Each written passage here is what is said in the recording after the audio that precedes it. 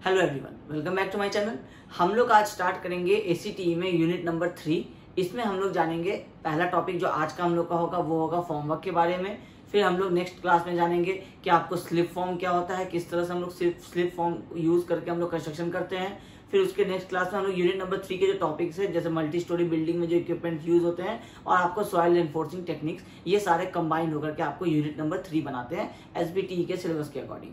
जिसमें से हम लोग आज जो डिस्कस करेंगे वो होगा हम लोगों का फॉर्मवर्क के बारे में, और उस फॉर्मवर्क में भी हम लोग स्टील फॉर्मवर्क का डिटेल डिस्कशन करेंगे। बाकी सारे फॉर्मवर्क को हम लोग सिर्फ थोड़ा बहुत उसके बारे में डिस्कशन करके जानेंगे, क्योंकि आपके सिलेबस में स्टील फॉर्मवर्क को ही डिटेल में एक्सप्लेन करने के लिए कहा गया है। तो हम लोग स्टील फॉर्मवर्क पे ही अपना आज का फोकस रखेंगे। अब फॉर्मवर्क क्या होता है ये एक सिविल इंजीनियर को पता होना चाहिए। फॉर्मवर्क कितने टाइप का होता है ये जानना इसलिए जरूरी होगा क्योंकि अलग अलग कंस्ट्रक्शन में अलग अलग जगहों पे आप अलग अलग टाइप के फॉर्मवर्क यूज करते हैं। ये आपका एक बेटर इंजीनियरिंग प्रैक्टिस होता है। इसके लिए एक सिविल इंजीनियर को पता होना चाहिए कि फॉर्मवर्क्स कितने टाइप्स के होते हैं और उन सब का यूज क्या होता है और कहाँ कहाँ पे हम उसको यूज कर सकते हैं। तो बेसिकली जो हम लोग सिविल इंजीनियरिंग पर्पस में मेजॉरिटी में जो यूज करते हैं मेनली, वो हम लोग 3 टाइप्स के फॉर्मवर्क यूज करते हैं। पहला हम लोग टिम्बर फॉर्मवर्क, सेकंड हम लोगों का प्लाईवुड फॉर्मवर्क और थर्ड हम लोग स्टील फॉर्मवर्क यूज करते हैं। अब तीनों के जो पर्पस है वो तीनों अलग अलग है। टिम्बर फॉर्मवर्क जो हम लोग यूज करते हैं, फॉर्मवर्क सबसे पहले क्या होता है ये समझना पड़ेगा।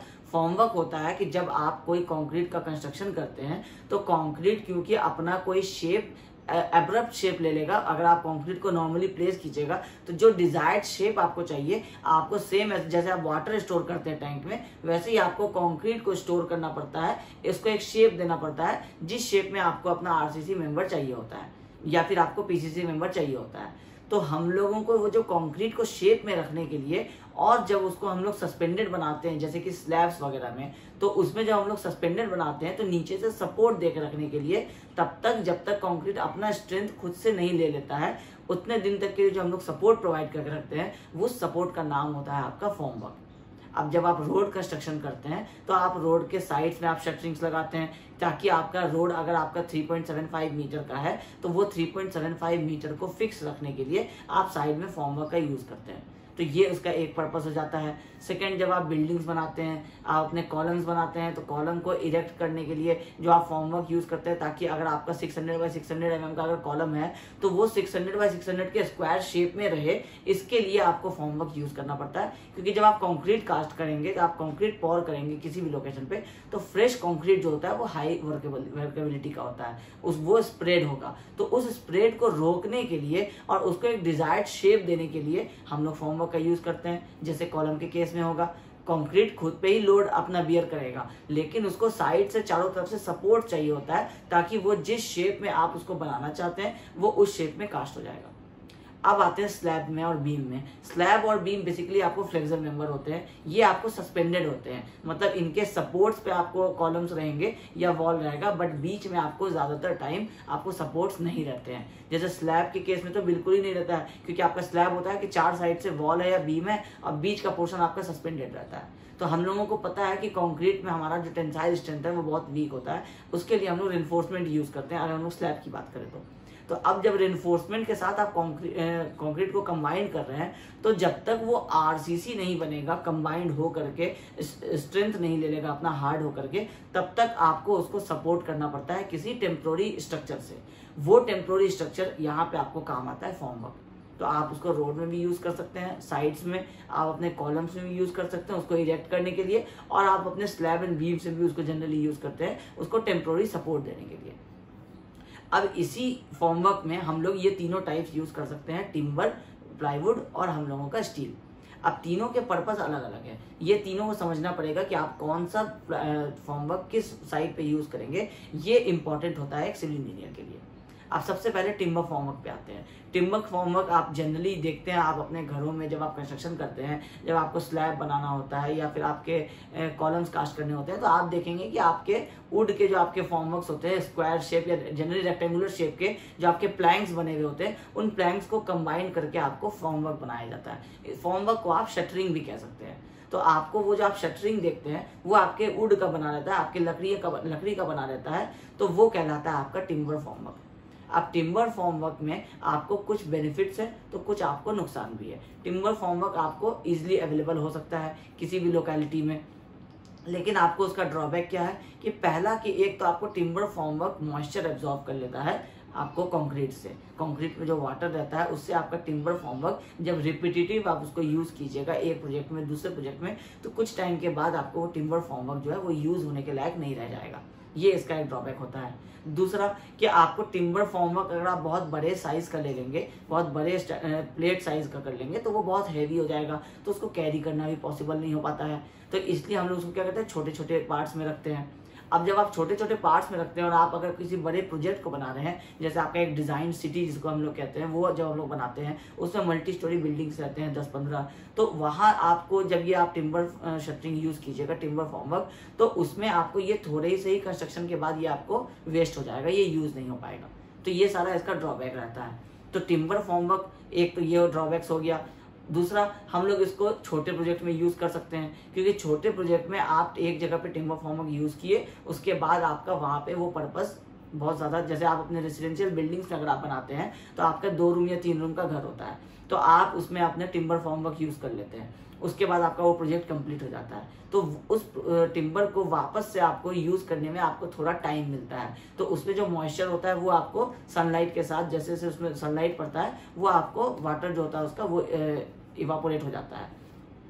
तो जब आप बड़े प्रोजेक्ट में यूज करेंगे तो आपको कॉन्स्टेंटली यूज करना पड़ेगा, तो बहुत ज्यादा आपको वहां पे टिम्बर का जरूरत पड़ेगा। वो भी आपके साथ एक ट्रबल होता है कि आप बहुत ज्यादा टिम्बर अवेलेबल नहीं कर सकते हैं, क्योंकि हम लोगों को प्लांटेशन इंक्रीज करने की जरूरत होती है, डिक्रीज करने की नहीं। तो हम लोगों को किसी भी अगर बड़े प्रोजेक्ट में जब हम लोगों को यूज करना होता था तो हम लोगों को इस टिम्बर के बदले एक सब्स्टिट्यूट ढूंढना था। वो सब्स्टिट्यूट आया आपको स्टील फॉर्मवर्क।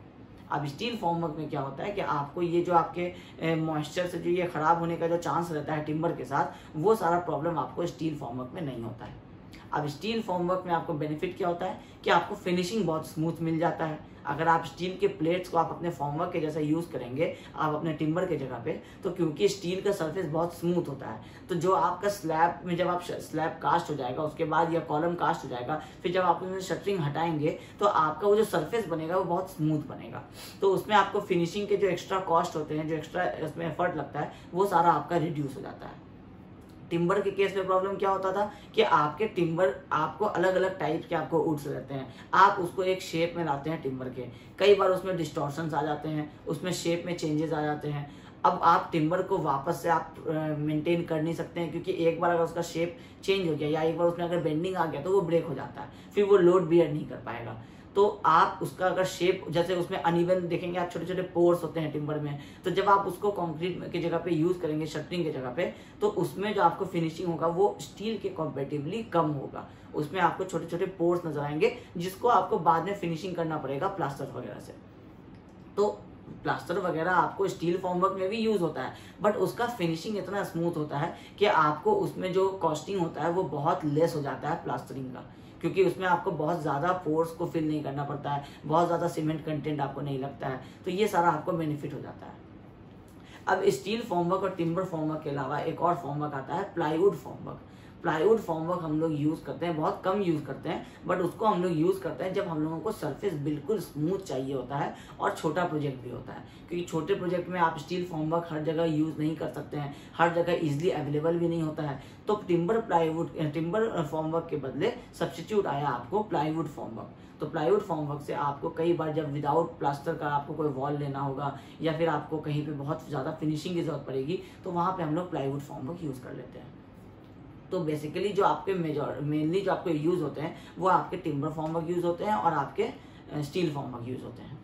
अब टिम्बर फॉर्मवर्क में जब आप यूज करते थे तो आप लोग जो हम लोग जब टिम्बर फॉर्मवर्क यूज करते हैं तो टिम्बर फॉर्मवर्क में हम लोग 2 प्लेट या 3 प्लेट्स को एक साथ कंबाइन करते हैं और उसमें हम लोग अपने बैम्बू का प्रॉप्स लगाते हैं। प्रॉप्स होता है जो सपोर्ट, जो आपके अगर आप स्लैब कास्ट करते हैं तो स्लैब्स को से लेकर के जो नीचे वाले किसी सपोर्ट तक जो आप एक सपोर्ट प्रोवाइड करते हैं ताकि वो शटरिंग जो है वो प्लेस पे रहे, उसको हम लोग प्रॉप्स बोलते हैं। तो हम लोग जब टिम्बर फॉर्मवर्क की बात करते हैं तो उसमें हम लोग यूज करते हैं बैम्बू का प्रॉप्स।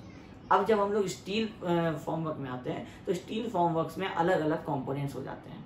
अब ये सारे कंपोनेंट्स के बारे में हम लोग एक एक करके समझते हैं।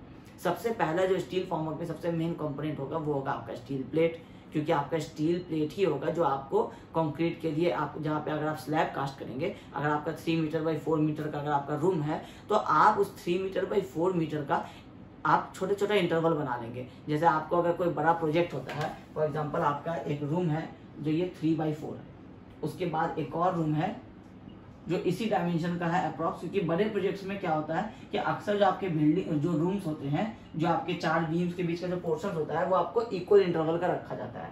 तो अगर ये आपका 4 मीटर है तो ये सारा आपका 4 मीटर है, या अगर कोई एक 6 मीटर भी है इनकेस अगर, और ये सारा आपको 3 मीटर है, तो इसमें आप क्या करते हैं कि आप इसको 9 इंटरवल्स में डिवाइड कर लेते हैं और आपको ये स्टैंडर्ड एक प्लेट साइज मिल जाता है। ये प्लेट साइज आप चेक कर लेते हैं कि मार्केट में कौन सा प्लेट साइज अवेलेबल है, क्योंकि मार्केट में जो प्लेट साइज अवेलेबल होता है वो जनरली आपको 900 mm बाई 1200 mm रेक्टेंगुलर का ही मिलता है, उसके बाद 1200 mm बाई 1600 mm, ये सब आपको स्टैंडर्ड साइज होते हैं जो मार्केट में अवेलेबल होते हैं। ज्यादा बड़ा साइज का भी अवेलेबल नहीं होता है, ये जनरली आपका 900 बाई 1200 ये सब डायमेंशन पर रहता है।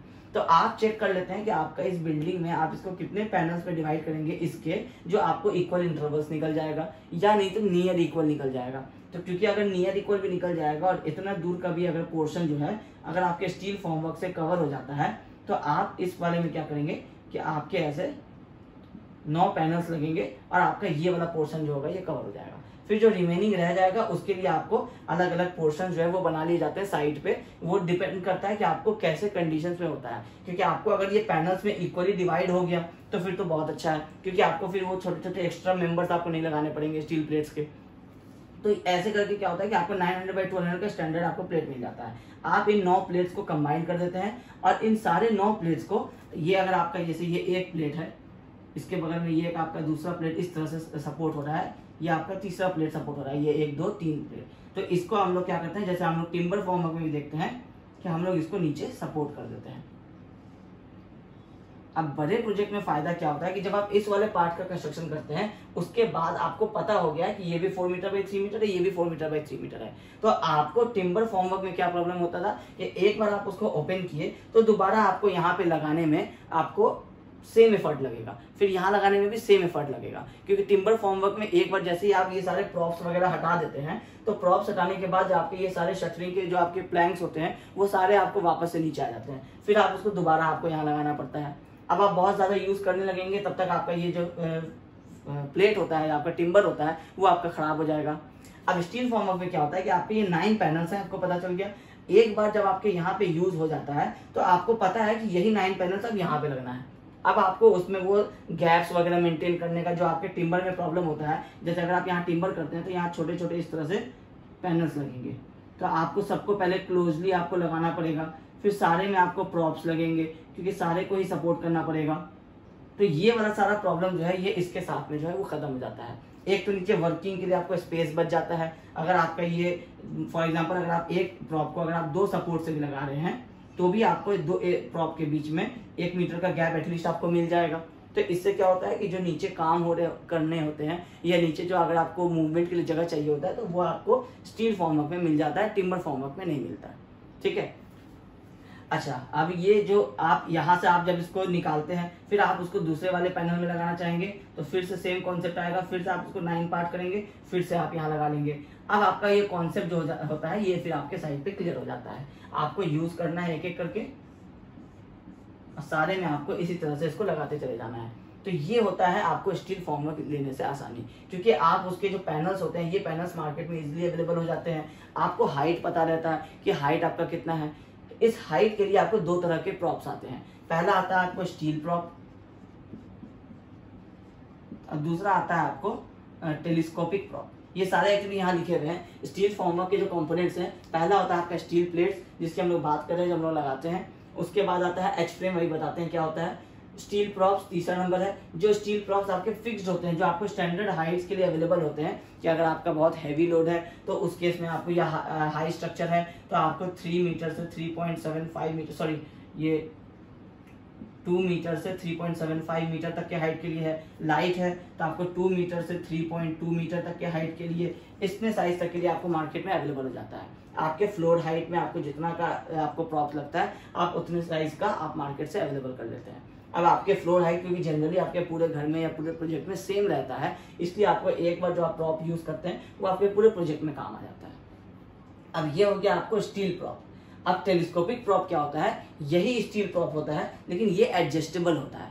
तो एडजस्टेबल होने से फायदा क्या होता है कि आप इसको किसी भी प्रोजेक्ट में यूज कर सकते हैं जिसमें जितना भी हाइट का डिफरेंस आएगा। आप टेलीस्कोपिक प्रॉप है, यहाँ पे आपको जैसे आपका स्टाफ होता था, लेवलिंग करते हैं तो उसमें जो आपका स्टाफ होता है वो एक के अंदर एक चला जाता है, और फिर अगर आपको बहुत हाई लेवल लेना पड़ता है तो आप एक एक करके उसको निकालते चले जाते हैं। तो वो एक के अंदर एक जो आउटर ट्यूब और इनर ट्यूब वाला कॉन्सेप्ट होता है वो वाला होता है आपको टेलीस्कोपिक प्रॉप के साथ। इसमें क्या होता है कि ये वाला आपका हाइट होता है और इसी के अंदर आपको सेम हाइट का एक इससे कम डायमीटर का एक पाइप और रहेगा अंदर, और फिर उसके अंदर एक और रहेगा। आप उसको एडजस्ट कर सकते हैं आप जितने भी हाइट के लिए लेना चाहेंगे। आपका कहीं पे स्ट्रक्चर में 4 मीटर का हाइट होगा तो उसमें भी आप इसको यूज कर सकते हैं, 2 मीटर होगा तो भी उसको यूज कर सकते हैं। तो ये होता है आपको टेलीस्कोपिक प्रॉप। सेम आपको ये सपोर्ट का ही काम करता है, जो आप बैम्बू का सपोर्ट लेते हैं अपने टिम्बर फॉर्मवर्क में, सेम काम यहाँ पे करता है स्टील प्रॉप। और अगर वो एडजस्टेबल बनाना चाहेंगे तो उसका नाम हो जाता है टेलीस्कोपिक प्रॉप। ये सारे चीजों का इमेज आपको एक एक करके स्क्रीन पे आ जाएगा। सबसे पहले आप देखेंगे अभी स्टील प्लेट्स का, उसके बाद आपको आएगा एच फ्रेम्स का। एच फ्रेम अभी हम लोग डिस्कस करेंगे कि क्या होता है, कहाँ यूज करते हैं। उसके बाद आप देखेंगे स्टील प्रॉप का इमेज, उसके बाद आप देखेंगे टेलीस्कोपिक प्रॉप का इमेज, फिर आप देखेंगे गर्डर का इमेज, और आप ट्यूबुलर फॉर्मवर्क का इमेज भी इसके बाद देख लेंगे। तो ये एक एक करके ये आप 7-6 इमेज जो है ये आपके स्क्रीन पे आ गया होगा।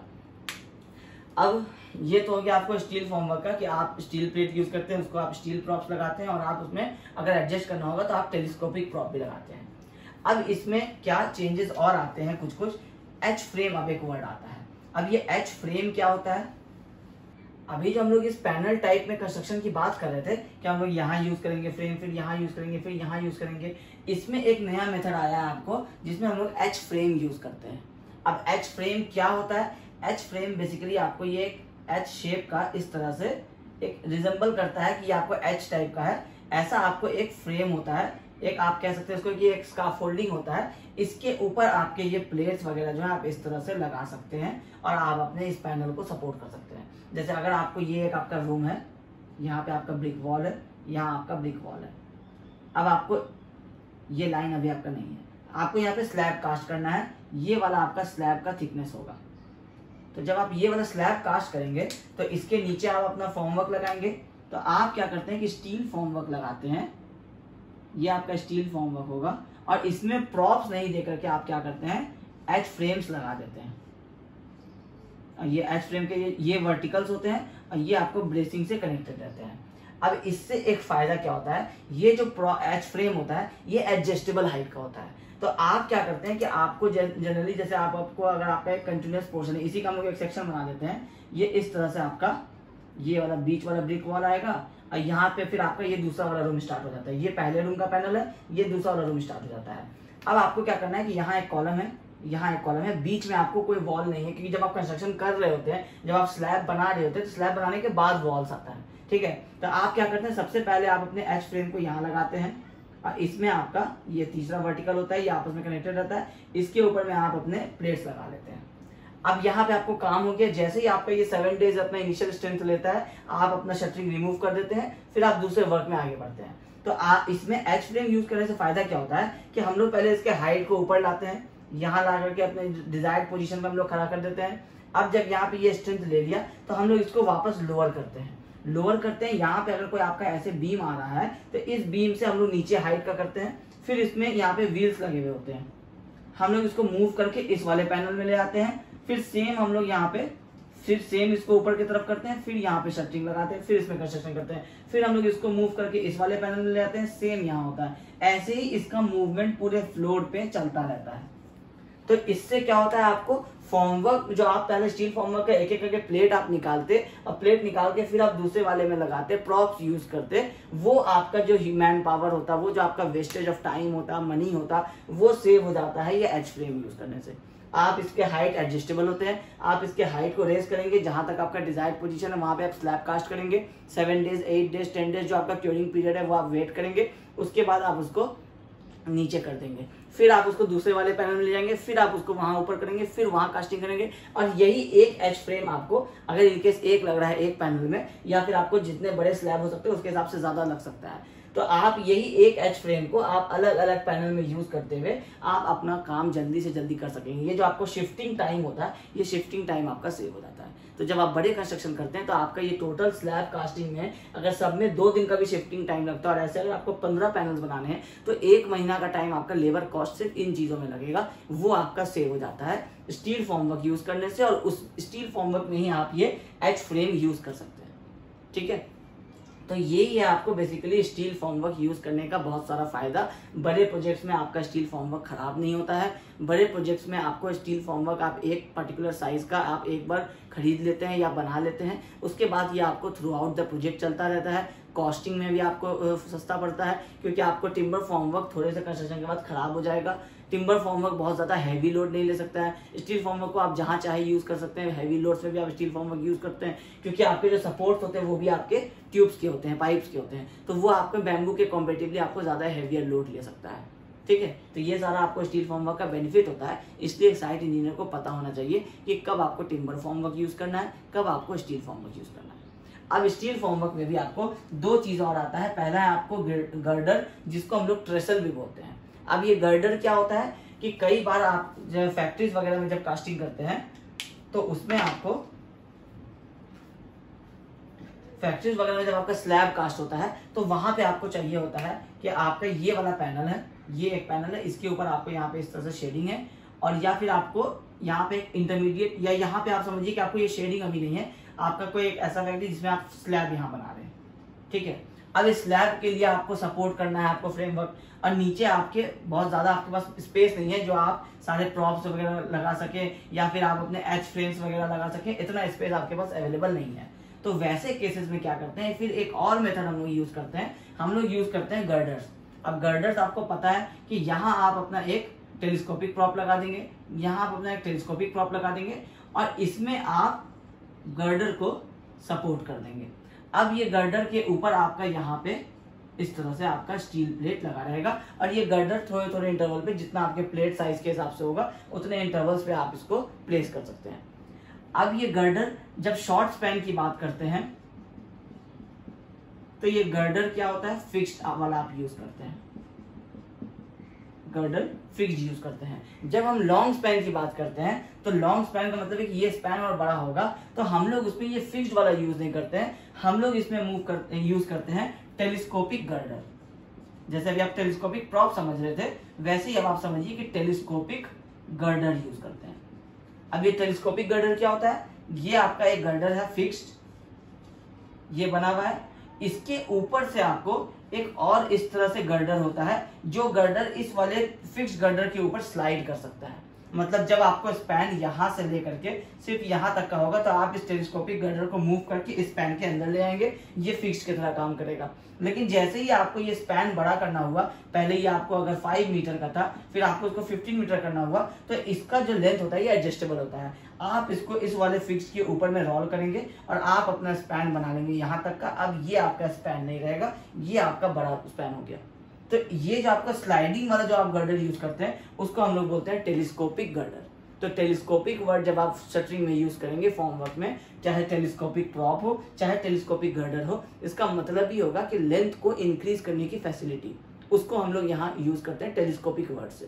तो टेलीस्कोपिक गर्डर हो गया आपको कि जिस गर्डर का स्पैन को आप इंक्रीज कर सकते हैं वो है टेलीस्कोपिक गर्डर, और उसका जो सपोर्ट होता है वो आपका टेलीस्कोपिक प्रॉप होता है। अगर आपको यहाँ पे ये यूज करना है तो ये वाला आपका टेलीस्कोपिक प्रॉप रहेगा, और टेलीस्कोपिक प्रॉप के ऊपर ही आपका ये गर्डर जो होता है ये सपोर्टेड होता है।